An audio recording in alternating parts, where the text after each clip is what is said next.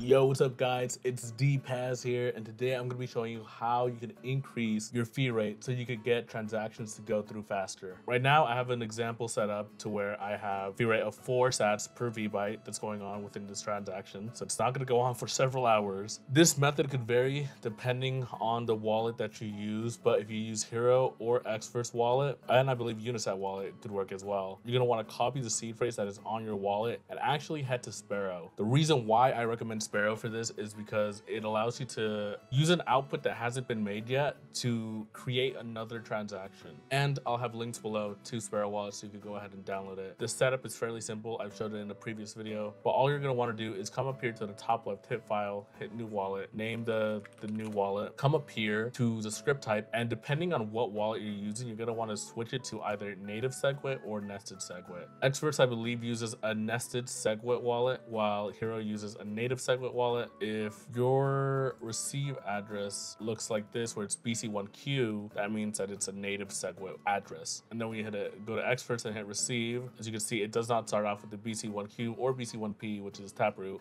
It instead starts off with 3, and in this specific instance, it is a nested SegWit address. But just remember that native starts with BC1Q and nested starts with the number 3. So because I'm using Xverse wallet, I would switch it to nested SegWit, go to new or imported wallet, and then depending on the amount of words that there are in my seed phrase, I would switch it to that, and then input my seed phrase like normal, create key store. It's going to then prompt you to create a password. You can create one if you want, but afterwards you should see all of the transactions that have occurred specifically with your Bitcoin balance address. So as you can see up here, I have an unconfirmed transaction, and this is the transaction that I submitted that is paying for my fees to transfer an inscription. So if I wanted to get this unstuck, all I would need to do is right click this and hit increase effective fee rate, and then you'll be prompted to this little send section. You want to make sure that the send address is the exact same as your receive address up here. So mine ends in WNQ. If I go back in here, it is not that. So I'm just going to copy it so it's the same address. And the reason why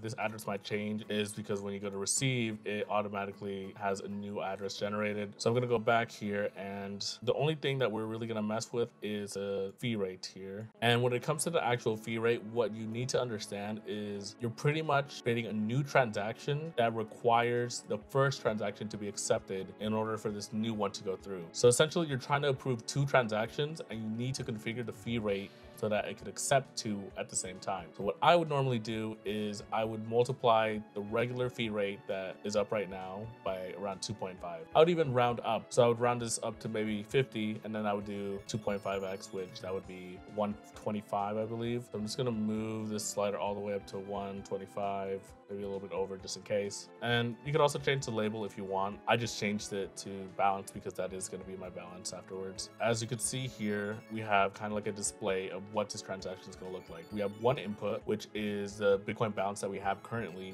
and then we have the output of our new balance, which is going to be the balance that we have after we pay all the fees. And then down here we have the fee that we're going to be paying. And then I would just go through a checklist. So I would make sure that I'm sending this back to the wallet that shows up on my Xverse. I'm making sure that I'm paying enough in fees so both transactions can go through. And I'm also checking to make sure that the inputs and outputs are correct, though it is not really something we have to worry about.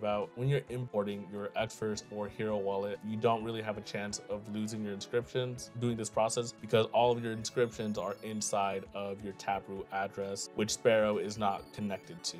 So I would then hit create transaction. I would finalize the transaction, double check to make sure that everything's fine again, which it is. Not really too much of a big thing to worry about, but it's good to get into the habit of always checking to make sure that your inputs and outputs are correct. Then I would input my password and broadcast a transaction. Now I would copy the transaction ID, open up a new instance of Mempool, put the transaction in, and it's not going to show up for a little while, but in a little bit it should show a new effective fee rate, which is the overall fee rate for both of these transactions. And we got it correct right on the dot actually. Any less and we may have had to have waited for the next block, but I think if the block continues to stay at the same fee rate, we should be getting it through soon.